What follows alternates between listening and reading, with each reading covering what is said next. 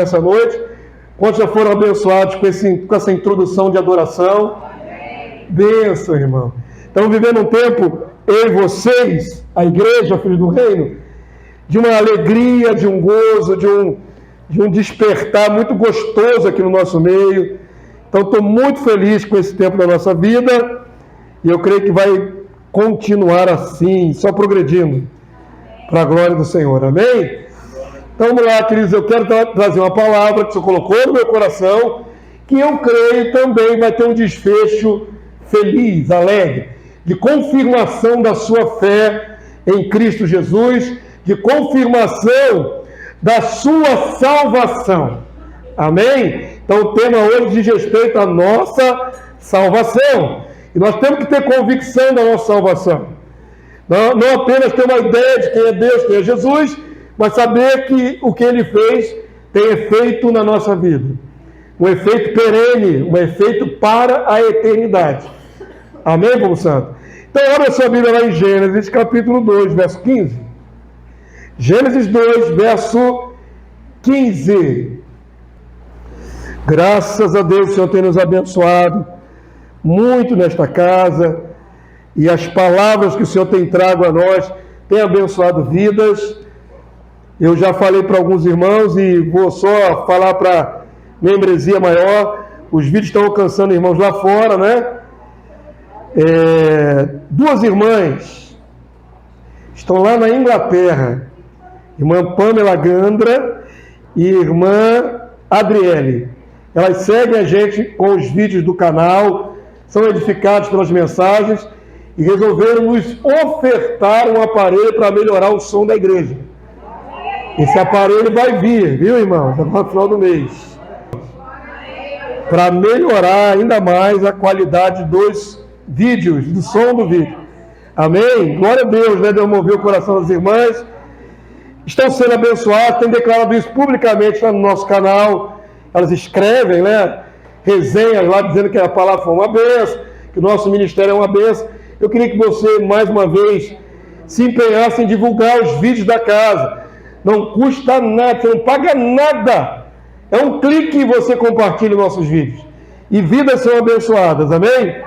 Mas vamos lá, vamos para a palavra. Vou me concentrar aqui na palavra. Eu dei todos os recados que eu me lembrei. Então vamos para a palavra. Gênesis 2, verso 15. Quantos acharam? Até o verso 17. Eu vou falar o seguinte tema nessa noite: do decreto da morte para o decreto da vida. Então vamos começar pela parte mais dramática, triste, mais real. É uma realidade que precisamos analisar. Gênesis 2, verso 15. Quantos acharam? A palavra do Senhor diz assim: tomou, pois, o Senhor Deus ao homem e o colocou no jardim do Éden para o cultivar e o guardar. Então, quem acha que trabalhar é castigo de Deus, né, não, irmão? Isso aqui é antes do pecado e Deus já tinha dado uma função para Adão. Cultivar o jardim era trabalho, né? Cultivar um jardim é trabalho, guardar é trabalho. Ele era jardineiro e vigilante, fiscal da natureza, literalmente. Ok? Então, o trabalho não é fruto do pecado. O trabalho vem antes do pecado. Ok? Até aí todo mundo chegou? Verso 16, igreja. E o Senhor, Deus, lhe deu esta ordem: de toda árvore do jardim comerás livremente. Mas da árvore do conhecimento do bem e do mal não comerás. Porque no dia em que dela comeres, certamente o que está escrito na igreja? Morrerás. Adão só sabia o que era vida. Ele era, digamos assim, estreante no que é estar vivo. O primeiro ser humano vivo foi Adão. Ele só conhecia a vida. Mas Deus dá uma ordem e na sequência vem o decreto. Em transgredindo a ordem, qual é o efeito? Qual é o decreto? Certamente morrerás. No original hebraico, não é certamente. No original hebraico, repete duas vezes a palavra morrerás, morrerás. O verbo é repetido duas vezes. É uma ênfase que se dá no original. O original é morrerás, morrerás. essa frase dobrada, essa palavra dobrada, força, ênfase, ok? Então está dado o decreto sobre o ser humano. E todos nós sabemos que Adão transgrediu e o decreto se cumpriu. E se cumpre até o dia de hoje, sobre a face da terra. Maldita é a terra por tua causa, disse Deus a Adão. Então, o efeito da transgressão do homem, do pecado, não só trouxe o decreto da morte para o próprio Adão, que ainda viveu muitos séculos. Adão teve mais de 900 e tantos anos de vida, mas no final morreu, ok? Seu corpo desfaleceu. Mas eu quero fazer vocês refletirem que o decreto, ele não atingiu só o homem, ou só no aspecto espiritual, mas na prática, e não só sobre o homem, mas sobre tudo que foi criado. Por isso tudo cresce, vamos começar direito, nasce, cresce, envelhece e morre. Tudo. Quer o mundo animal, quer o vegetal, não é? A gente vê a força daquela árvore crescer e daqui a pouco ela está seca e morta. Nós vemos o animal se desenvolver, daqui a pouco está doente e morre. Tudo que há debaixo do céu foi afetado pelo decreto da morte. Quantos entenderam? Isso é a base de tudo, né, irmãos? Para a gente entender a vida. Porque para a gente é difícil aceitar a morte. A morte é algo terrível. Mas como começou? Começou no pecado humano. E o decreto veio e se cumpriu. A palavra de Deus se cumpre. Amém? Abra, por favor, vai pular lá do Gênesis, lá para o finalzinho da Bíblia, para Hebreus, capítulo 9, verso 27. Quero explicitar esse decreto. Esse decreto não é uma subjetividade na Bíblia, é bem objetivo. Hebreus, capítulo 9, verso 27. Vamos lá? A palavra de Deus diz assim. Eu queria que você lesse, porque esse aí é o versículo assim, mais claro sobre o decreto da morte. Na Bíblia, um decreto divino da morte. Quantos podem ler comigo? Vamos lá. 9, 27. E assim, como aos homens está ordenado morrerem uma só vez, vindo depois disto o juízo. Qual é o decreto de Deus sobre os homens? O homem só morre uma vez. Depois disso vem o juízo. É determinante, está determinado sobre todos os homens da terra? Homem, mulher, toda a humanidade? Sim. Esse é o decreto mais, digamos assim, a maior certeza que alguém pode ter na face da terra é que vai morrer. Ok? Pastor, mas o senhor falou que ia ter uma palavra feliz para a gente no final. É no final, irmão, estou no começo ainda. Calma, estou dando as bases. Primeiro eu mostro para você quanto é triste o pecado. Quanto o pecado acarretou prejuízo para nós, todos os seres humanos. Quanto é terrível perder alguém, né? Ser subtraído daquela pessoa. Porque morre. E aí entra em choque a nossa mente. Todo ser humano é revoltado contra o decreto da morte. Ok? Nenhum de nós aceita. Zero. Nem os cristãos, nem os que estão garantidos na salvação, não aceitam a morte. Por que é assim? Porque Deus colocou dentro de nós essa centelha de vida chamada alma, e alguma coisa nos diz que nós somos eternos. Amém, queridos? Mesmo a pessoa que não é religiosa, mesmo a pessoa que não tem entendimento de nada da palavra, ela se revolta contra a morte. Porque ela quer crer que ela deveria existir para sempre. Ok? Onde está a base bíblica disso? Isso é uma verdade? É uma verdade. Abre lá em Eclesiastes. Livro de Eclesiastes, capítulo 3, verso 11. Estou dando as bases para que você possa ver os textos claros, que foi dado um decreto de morte sobre toda a humanidade, sobre todo o mundo vivo. Mas o ser humano, o ser pensante, ele sente lá no fundo que ele deveria existir para sempre. E a Bíblia, desse texto de Eclesiastes 3,11, explica por que nós não aceitamos perecer, ferecer, morrer. Quantos acharam? Eclesiastes 3:11. Tudo fez formoso no seu devido tempo. Também pôs o que, igreja?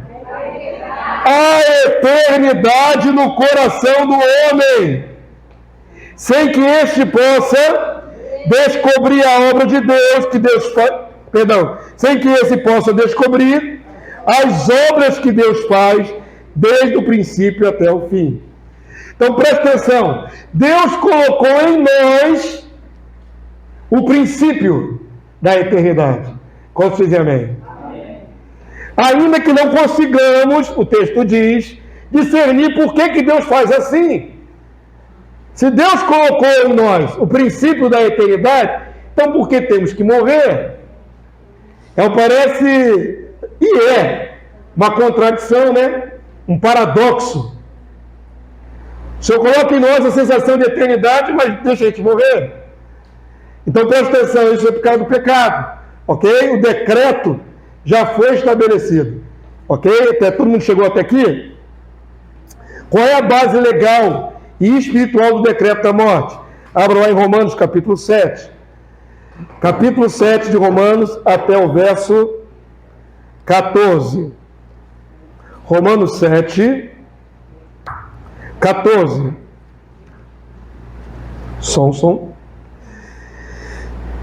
Perdão, verso 7 primeiro. Romanos 7, 7. Quantos conseguiram achar? Fácil, no livro de Romanos é fácil de achar, né? O apóstolo Paulo, o mais culto dos apóstolos, ele explica o processo do pecado no ser humano e qual é a consequência. Ele explica isso de maneira muito detalhada. Então vou recomendar a você, eu não vou ler o capítulo todo, ficaria muito extenso, ok? É uma pregação, não nos propusemos aqui fazer um estudo. Mas você em casa leia o capítulo 7 de Romanos, você vai entender melhor, porque o contexto está aí, ok? Então leia que você vai entender, explica bem detalhadamente. Para mim, somente o verso 7, e depois nós vamos pular para o verso 9 e o verso 13. Vamos fazer uma edição para andar um pouco mais rápido. Mas eu escolhi os versos mais claros. Qual é a base legal e espiritual do decreto da morte? Romanos 7,7, que diz assim: que diremos, pois? É a lei pecado? De modo nenhum. Mas eu não teria conhecido o pecado, senão por intermédio da lei. Pois não teria eu conhecido a cobiça, se a lei não dissera, não cobiçarás. O que Paulo está argumentando, eu vou ter que parafrasear porque não vou ler tudo, é o seguinte: há uma norma de Deus na Bíblia dizendo o seguinte: onde não há lei, não há pecado. Se Deus disser isso aqui está errado, você pode fazer à vontade. Porque o que regulamenta o que está errado é a vontade de Deus. É o código moral de Deus, é a lei de Deus. Ok? Já falei isso aqui algumas vezes aqui. Você tem um gramado lá no seu, na calçada. Você cultiva lá seu gramado. Se você não puser uma plaquinha lá dizendo não pise na grama, onde não há lei, não há pecado. O pessoal pode pisar à vontade. Ok? Mesmo colocando a plaquinha lá, vão pisar, né, irmão? Vão jogar lixo, aquela coisa que você já sabe. Mas o princípio está aí. Onde não há lei, não há pecado. Se Deus não disser isto é errado, está liberado. Porque não houve nenhum artigo contrário. Quantos entenderam? Amém. Por isso Paulo argumenta que a lei de Deus, a lei dada por Deus a Moisés, ela aponta para qual situação nossa? Nosso pecado, nosso erro. Essa é a base legal para que o decreto da morte dado lá no Jardim do Éden nos alcance. Quantos estão entendendo? Olha para o texto, agora o verso 9. Vamos pular um pouquinho para editar. Outrora, sem a lei, eu vivia. Na verdade, Paulo sempre obedeceu a lei, viu, irmão? Ele está fazendo uma argumentação aqui. Se não houvesse a lei, eu estaria plenamente vivo. A lei vai apontar meu erro e eu vou ficar debaixo de uma situação difícil. Então, Paulo diz assim: outrora, sem lei, eu vivia. Mas sobrevindo o preceito, reviveu o pecado e eu morri. O que nos faz ficar debaixo do decreto da morte? Um artigo que aponta o meu erro, ok? Todos os meus erros, eu acabei de generalizar dizendo, todos nós somos egoístas, cada um no seu grau. Egoísmo é pecado, ou não é? O único antídoto para o egoísmo nosso é o altruísmo, que é a ação em prol do outro. Por isso estou exercitando você a trazer os gêneros, trazer a roupa. Porque se a gente deixar no piloto automático da nossa alma, a gente não traz nada. Não traz nada e não traz nunca. Tem alguns que já são mais exercitados e trazem. Mas a maioria de nós vai no piloto automático da alma e não está nem aí e se esforçar um pouquinho mais para abençoar o próximo. Ok? Então o único antídoto para o nosso pecado é a ação contrária. É egoísta, seja altruísta. Ok?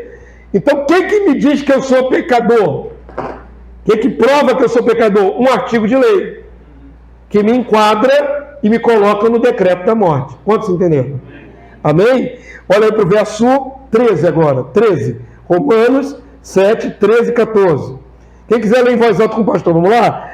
Acaso o bom se me tornou em morte? De modo nenhum. Pelo contrário, o pecado, para revelar-se como pecado, por meio de uma coisa boa, que é a lei, causou-me a morte, a fim de que, pelo mandamento, se mostrasse sobremaneira maligno. Nosso pecado é sobremaneira maligno. Então não é a lei que nos condena. Quem que nos condena é o nosso pecado. O que nos enquadra na morte é o nosso pecado. Ok? Até aqui é essa palavra de condenação. Verso 14. Porque bem sabemos que a lei é espiritual. Eu, todavia, sou carnal, feito de carne, com pecado embutido. Ok? Vendido à escravidão do pecado. Eu amo o livro de Romanos. Ok? Eu amo demais, mesmo de coração, o livro de Romanos. Porque o livro de Romanos não camufla a nossa situação.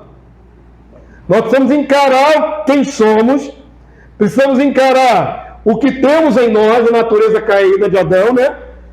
E os pecados que cometemos. Se nós fingirmos que não temos problemas, não tratamos os problemas.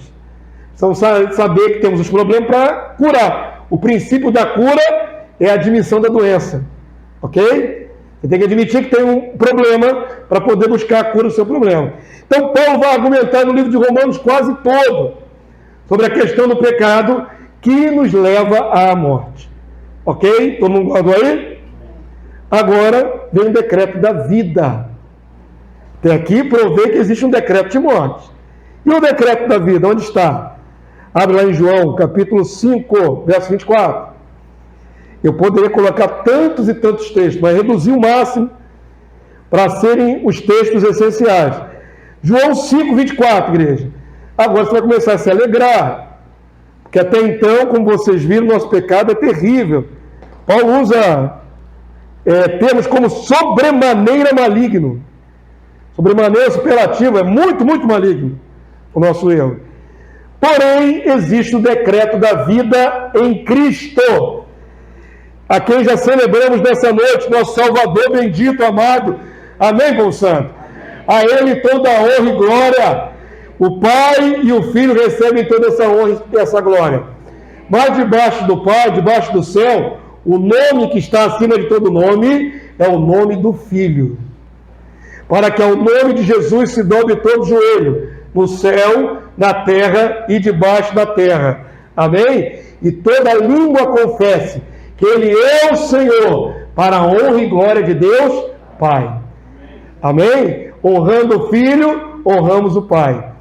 Esse maravilhoso Salvador nosso, Jesus, vai dar as bases do decreto da vida que está em vigor na minha vida e na sua.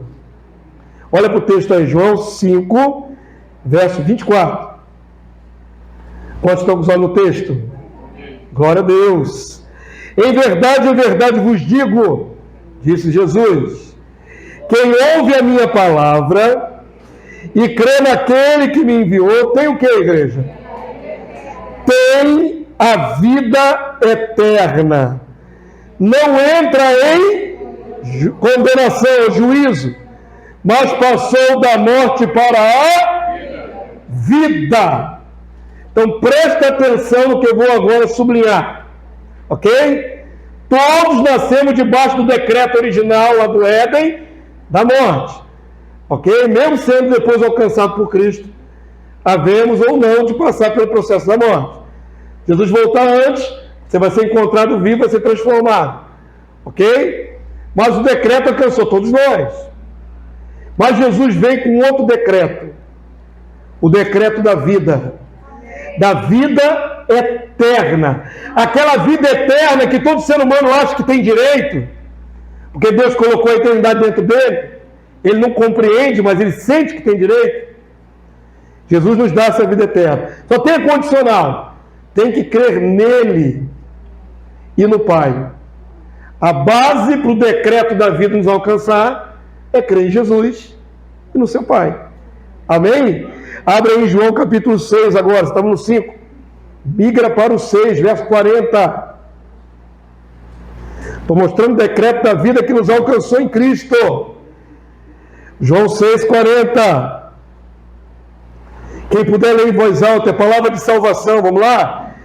De fato, a vontade do meu Pai é que todo homem que vir o Filho e nele crer, tenha a vida eterna, e eu o ressuscitarei no último dia.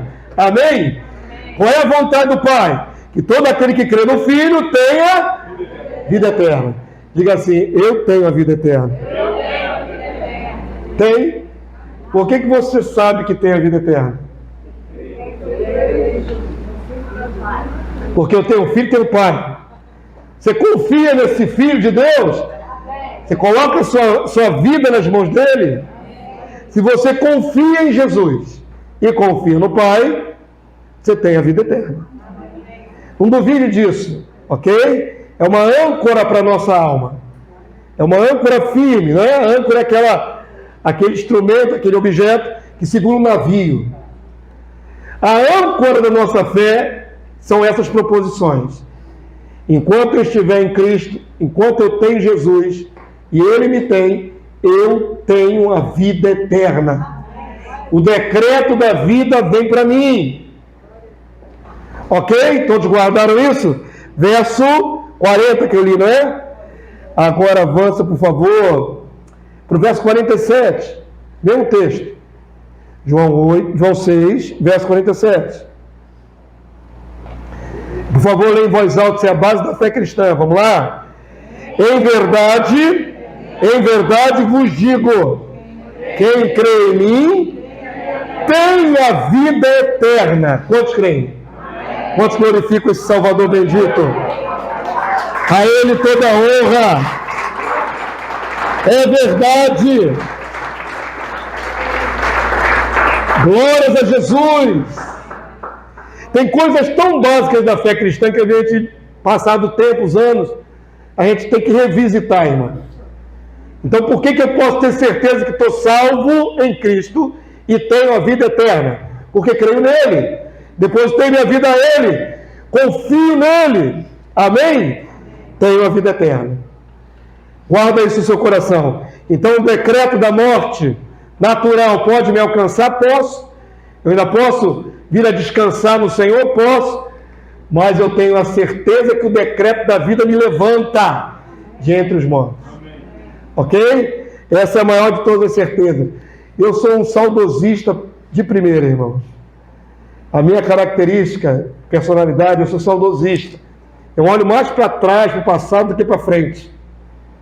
Meu antigo pastor, o pastor Arcelo, ele era visionário. Ele detestava coisa velha. Qualquer coisa que passou a ser velho, ele deletava.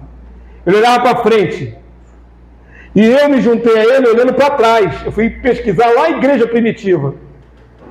Enquanto ele olhava para frente, eu olhar para trás.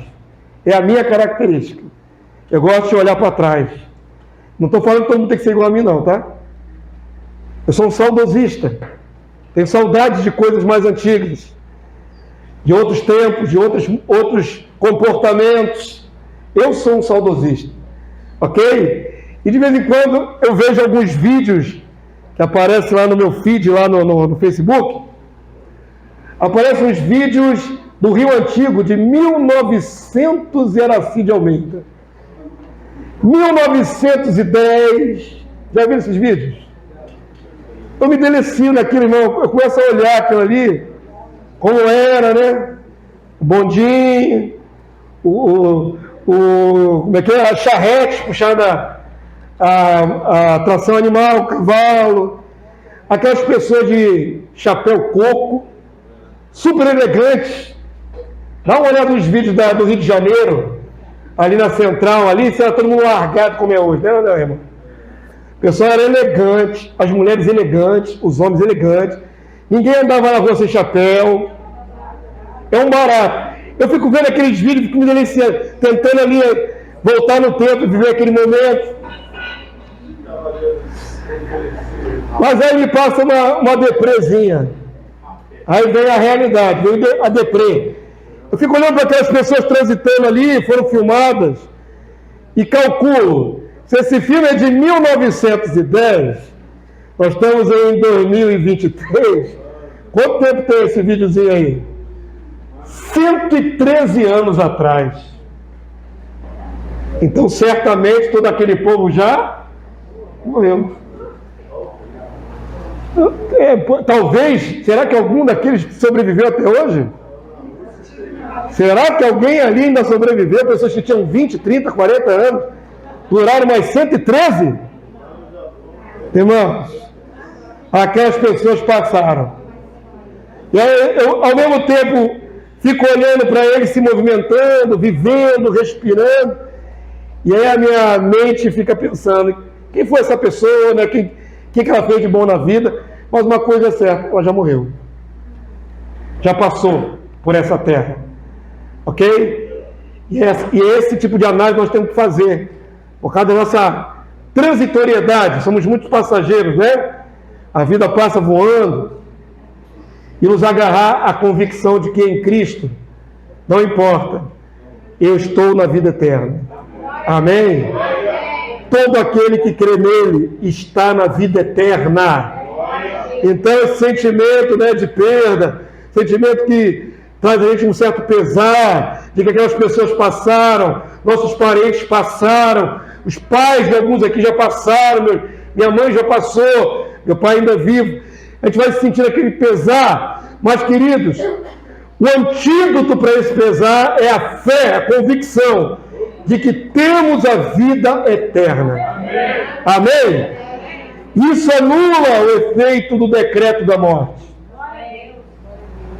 Anula a base legal da revogação do decreto da morte e efetivação da vida está em Colossenses 2.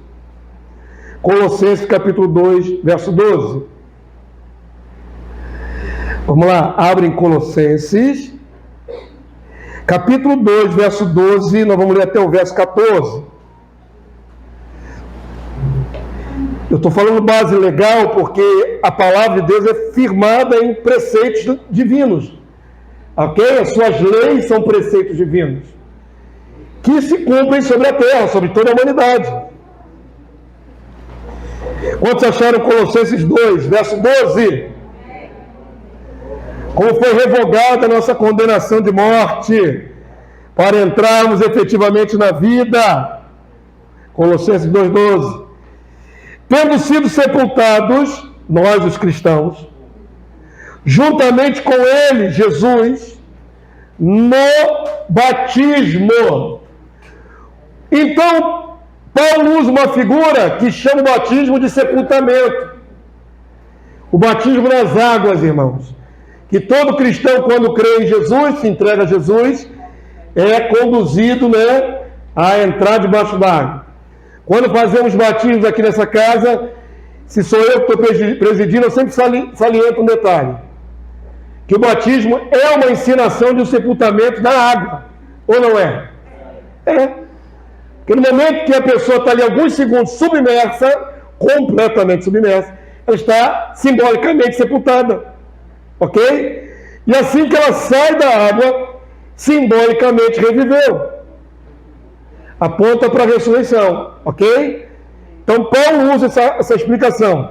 Tendo sido sepultados juntamente com eles no batismo, e todo cristão passa por esse processo, no qual igualmente fostes ressuscitados mediante a fé no poder de Deus, que o ressuscitou, que ressuscitou Jesus, dentre os mortos. Verso 13.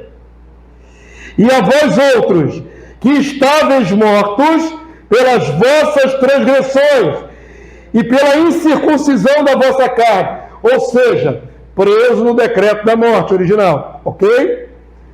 O que diz a palavra de Deus aí? Mediante a fé no poder de Deus, o ressuscitou dentre os mortos. E a vós outros que estáveis mortos pelas vossas transgressões, pela incircuncisão da vossa carne, vos deu vida, juntamente com Ele.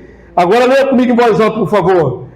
Perdoando todos os nossos delitos, nossos pecados. Leia aí o verso 14 em voz alta. Tendo cancelado o escrito da dívida que era contra nós e que constava de ordenanças, a qual nos era prejudicial. Removeu-o inteiramente, encravando-o na cruz. Amém, povo santo? Toda a condenação dos meus erros, determinado no decreto da morte, nos artigos de lei que me enquadravam, todas elas foram canceladas quando Jesus morreu no meu lugar naquela cruz. Eu vou falar uma coisa bem clara para você. Nós seres humanos, cristãos, não sofremos de amnésia quando vamos a Cristo. Vou explicar. Quando estamos no pecado, no mundo, antes de vir a Cristo, bem conhecemos nossos erros.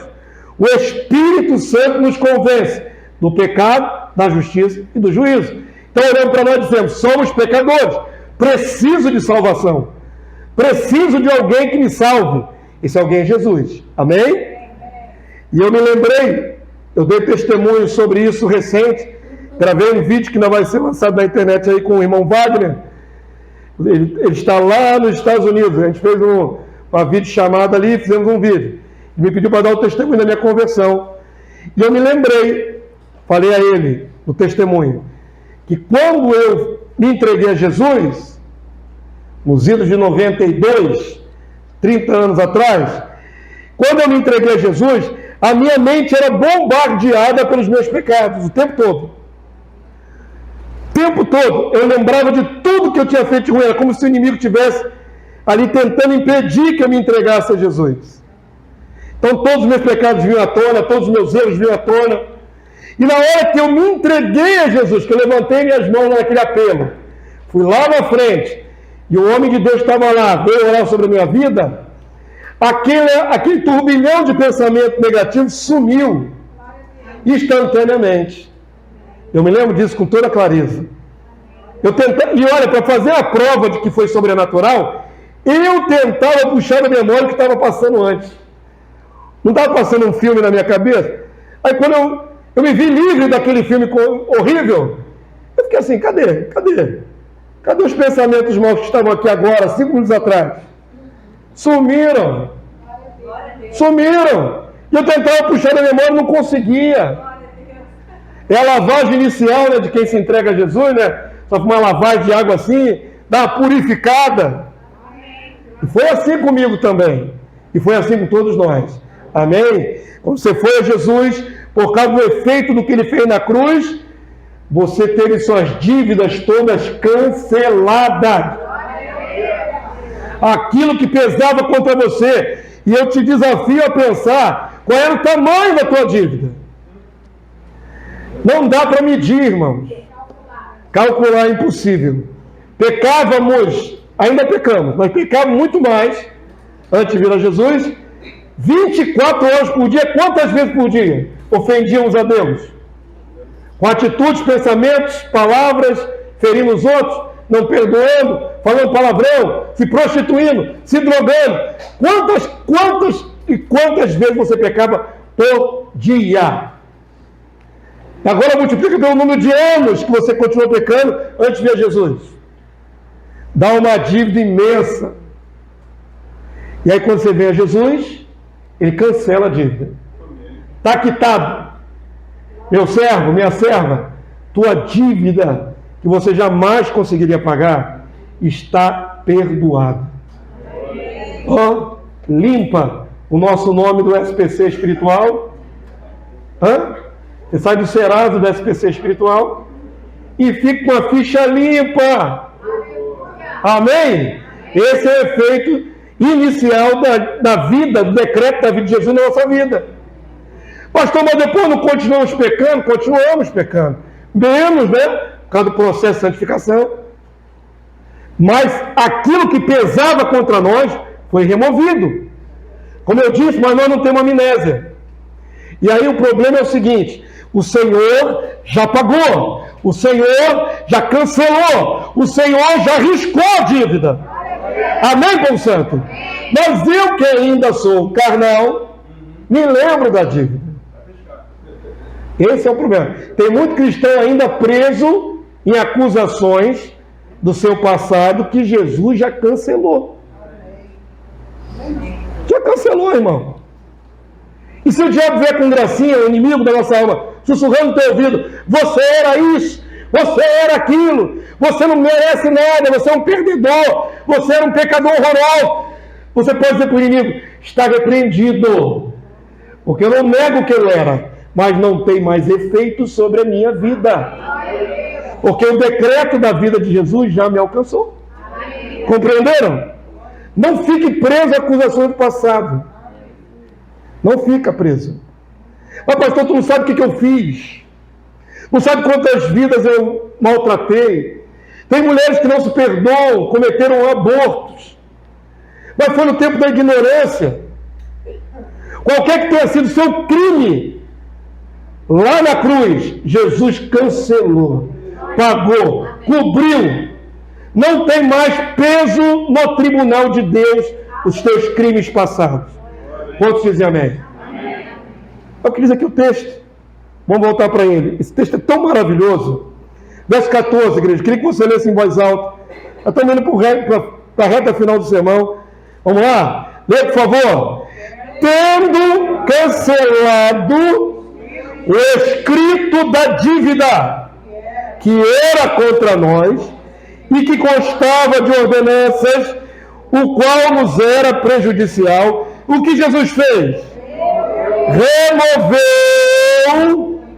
inteiramente, não foi uma parte, não foi um percentual, foi tudo, encravando-o na cruz. Amém, povo santo? Toda a minha dívida foi coberta, foi remida, foi paga, foi cancelada, foi riscada. Nada do que eu era antes tem valor no tribunal contra mim. Ok? Mas se cometer algum crime no âmbito humano e tiver que pagar, vai pagar. Gente que não entende, não é? Alguns bandidões, alguns homicidas, assassinos, se convertem genuinamente a Cristo Jesus. A família não perdoa, a sociedade não perdoa, mas diante de Deus teve a dívida cancelada, irmão. Entenda isso. Ele vai pagar a pena dele diante dos homens, no júri. Mas não tem poder condenatório para ele eternamente. Porque mudou, se converteu, foi cancelado. O poder da cruz cancelou aquilo ali. Compreendem? Ah, era prostituta. Foi cancelado todo o pecado dela. Era drogado, foi cancelado. Era assassino, foi cancelado. Tudo foi cancelado. O que fará depois, daí por diante, aí que começa a contar de novo. Ok? Ah, por favor, só estamos terminando Romanos de novo. Romanos capítulo 6. Se permanecermos no decreto da vida, escapamos do decreto da morte. Então, originalmente, todos estavam debaixo do decreto da morte. Em Cristo, entramos no decreto da vida, está decretado sobre mim vida eterna. Está decretado sobre a sua vida, vida eterna. Nós temos que permanecer no decreto da vida, para não sair dela. Romanos 6, 22, igreja. Quantos acharam? Ok? Lê em voz alta, estamos chegando no finalzinho, vamos lá? O sermão foi curto hoje. Agora, porém, libertados do pecado, transformados em servos de Deus, tende o vosso fruto para a santificação e, por fim, a vida eterna. Diga assim: o decreto da morte que pesava contra mim não me alcança mais, enquanto eu estiver debaixo do decreto da vida. Amém? Todo mundo está compreendendo? O decreto da morte não deixou de existir. O decreto da morte continuará sobre toda a humanidade não remida, sobre os animais, sobre as árvores, sobre tudo. Mas sobre nós, um decreto de vida vai nos garantir a vida eterna. Amém? Entenderam? Se eu permaneço debaixo do poder desse decreto, eternidade, vida eterna. Porque o Senhor Jesus garante isso. Fomos libertados para isso. Através do processo de santificação, o fim de tudo é vida eterna. Primeira carta de João, capítulo 3, igreja. Estamos chegando nos últimos 2 textos dessa noite. Primeira carta de João, capítulo 3, verso 15. É possível então, pastor, eu que estou debaixo do decreto da vida e de uma vida promessa de vida eterna, eu posso descambar de novo para o decreto da morte? Pode. 1 João 3,15. Quantos acharam? Primeira carta de João, lá no finalzinho, perto do Apocalipse. 3,15. Acharam? Vamos ler em voz alta, quem quiser? Todo aquele que odeia a seu irmão é o quê? Assassino. Eu nunca vi uma sentença tão forte como essa, irmão. João chega a ser radical. Não é? Todo aquele que odeia seu irmão é assassino. Sabe aquela metáfora, figura de linguagem? Diante do Senhor, o litígio é inadmissível, ainda mais dentro do corpo do Cristo. Ok? Somos todos irmãos em Cristo, todos perdoados do mesmo pecado, todos debaixo do mesmo decreto de vida. Por isso que Jesus diz para nós que somos um corpo. Estamos todos no mesmo corpo, no mesmo espírito. Ok? Deus não tem filhos prediletos. Você pode procurar na Bíblia um versículo que diz que Deus ama mais um do que o outro. Deus não tem filhos prediletos, ama nós todos de maneira igual. Ok? Não quer dizer que todos nós amemos a Deus também de volta de maneira igual. Mas Ele nos ama de maneira igual. Ok? Se permanecermos com o coração odiando nosso irmão, Deus nos punirá. Porque Ele deu para mim, para você e para todos nós o mesmo Santo Espírito. E o mesmo Santo Espírito que está em mim e está em você, vai me constranger a andar dentro dos princípios de Deus. Quantos entenderam? Se eu brigar com a irmã Joaíra, não vai acontecer não, viu? Eu amo a irmã Joaíra. Só estou dando exemplo. Eu brigo com a irmã Joaíra, fico com raiva dela, bicudo. Se eu não consertar com ela, Deus não será comigo. Por quê? Porque eu estou quebrando um princípio. Às vezes que nos separou é algo absolutamente perdoável. Mas se eu endureço meu coração e digo, nunca mais quero ver a irmã Joaíra nem pintada de roxo, de ouro. Não tem gente que decreta assim sobre as outras pessoas? Nunca mais. Nunca mais. Quando você endurece o coração, você acabou de fazer, sabe o quê? Matou seu irmão no seu coração. O assassinato é esse aí, ó. Não diga isso em nome de Jesus. Nem pense isso. Às vezes você não fala com a boca, mas Deus lê corações, tá? Lê corações e mentes. Se você assassina alguém na sua mente, ok? Você está quebrando um princípio de Deus. Porque Deus também ama aquela criatura. Se ela vai ser salva ou não, é com Deus. Mas você não tem o direito de matar ninguém no coração. Ok? Todo mundo entendeu? Então por isso João diz: todo aquele que odeia seu irmão é assassino. Ora, olha aí o detalhe, irmãos. Vós sabeis que todo assassino não tem a vida eterna permanente em si. Como é que é isso, pastor? Perdeu a vida eterna? Presta atenção. Tudo que temos hoje é um decreto de vida sobre nós. Quantos entenderam? A permanência desse decreto sobre nós depende de eu não odiar o meu irmão. Se eu odeio meu irmão, esse decreto de vida eterna não vai continuar sobre mim. É o que o João está falando. Eu perco esse decreto de vida. Quantos entenderam? Importantíssimo, igreja. Eu não tenho ódio de ninguém. Já fui prejudicado por muitas pessoas. Já fui caluniado. Eu não tenho ódio de ninguém. Eu limpo o meu coração. Ok? Graças a Deus me reconciliei com a maioria das pessoas que porventura me fizeram alguma coisa.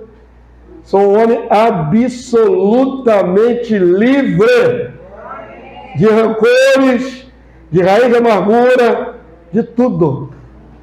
Estou com ninguém preso dentro de mim. Graças a Deus. Faço as minhas orações e dou uma noite direitinho, bonitinho. Vem logo o sono do justo. Porque eu não prendi ninguém, irmãos. Por um tempo a gente até prende, né? Uns dias, uma semana, meses. Não devia. Às vezes até anos. Vou contar para vocês como é que esse negócio é forte. A raiz de amargura é um negócio muito forte, terrível. Teve uma situação verídica, tá, irmãos?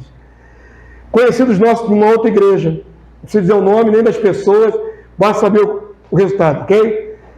Conhecidos nossos de uma outra igreja passaram por um processo, numa reunião de cura interior. É aquele trabalho que o pessoal pensa que até é regressão, né? Não é regressão, não, é cura interior, ok? E naquela cura interior foram levados a confessar algumas coisas que estavam acumuladas no coração. E era uma família, na mesma, que morava todo mundo junto no mesmo espaço, né? Construíram todas as casinhas dos filhos ali no mesmo quintal, a palavra estava me faltando. Então, tinha lá a matriarca da família, tinha os filhos, as noras, os netos, bisnetos, aquela familhada. E no meio desse processo de cura interior, a matriarca foi tocada pelo Espírito e confessou uma amargura de alma que ela carregava há mais de 20 anos. Como uma das noras, que mora no quintal dela, que se vê todo dia. Agora, pasme, por que ela ficou com essa amargura tantos anos? E naquela oportunidade botou para fora, aos soluços, ao choro, e liberou finalmente sua nora. É porque essa nora tinha quebrado um espelho que ela gostava muito. Misericórdia, né, irmão? Um espelho que ela gostava muito, e a mulher guardou mágoa por 20 anos, de uma pessoa que convivia com ela diariamente. Você está achando que isso é exagero? Tem gente que vai para o caixão sem liberar. Leva até a morte aquela raiz de amargura. Essa não teve chance de se limpar. Mas 20 anos depois, irmãos, quantas vezes as duas estiveram na igreja, quantas vezes comungaram, quantas vezes compartilharam Santa Ceia. Duas servas, as duas são servas e são fiéis. Já é falecida essa matriarca. Mas teve que liberar o coração dela de uma mágoa que estava há 20 anos. Então não ignore o versículo que diz que quem odeia o seu irmão é o quê? Assassino. Homicida, em outra tradução. Ok? É forte, né? É um pecado. E temos que liberar perdão sempre, né? Essa é a regra. Ok, irmãos? Romanos capítulo 6, verso 1, verso 2, capítulo 8. Romanos 8, 1, 2, verso 10 e 11, para terminar. Quantos entenderam a proposição dessa noite? Entendeu, irmão? É uma coisa bem basilar da fé, né? Decreto de morte, decreto de vida, decreto de morte, que pode voltar sobre alguém que já tem o decreto de vida. Depende do nosso caminhar, do nosso comportamento. Romanos capítulos 8, verso 1 e 2. Esse é o texto final, e eu quero que você saia daqui com essa convicção no coração em nome de Jesus. Sobre nós está o decreto da vida. Sobre mim está o decreto da vida. Você já achou esse versículo? Então fica de pé toda a igreja, por favor, por gentileza. Vou esperar todos se levantarem. Então vamos declarar essas palavras aí. Quem puder ler em voz alta com o pastor, vamos lá? Agora, pois, já nenhuma condenação há para os que estão em Cristo Jesus. Porque a lei do Espírito da vida em Cristo Jesus te livrou da lei do pecado e da morte. Amém, igreja? A lei do Espírito da vida em Cristo te livrou da lei do pecado e da morte. Qual é a nossa condição hoje? Estamos debaixo da lei da vida. A lei da morte não tem mais soberania sobre nós. Não tem mais provas para nos condenar em tribunal. Foi tudo anulado. Verso 10, igreja. Leia comigo. Se, porém, Cristo está em vós, o corpo, na verdade, está morto por causa do pecado. Mas o Espírito é vida. O Espírito daquele que ressuscitou a Jesus dentre os mortos, esse mesmo que ressuscitou a Cristo Jesus dentre os mortos, vivificará também o vosso corpo mortal, por meio do seu Espírito, que em vós habita. Vou te dizer amém?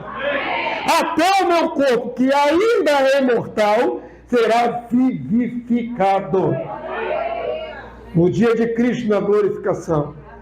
Aí o Senhor me levou em espírito a entender e fazer conexão com Ezequiel, capítulo 37, aquele texto do Vale dos Ossos Secos.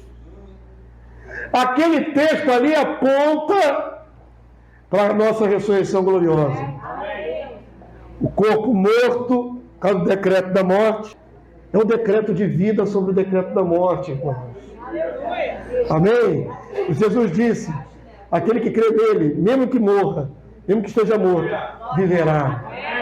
Somos os filhos da ressurreição, irmão. Somos todos filhos da ressurreição. Tanto a espiritual como a carnal. Por último, o meu corpo será glorificado igual ao corpo da glória dele.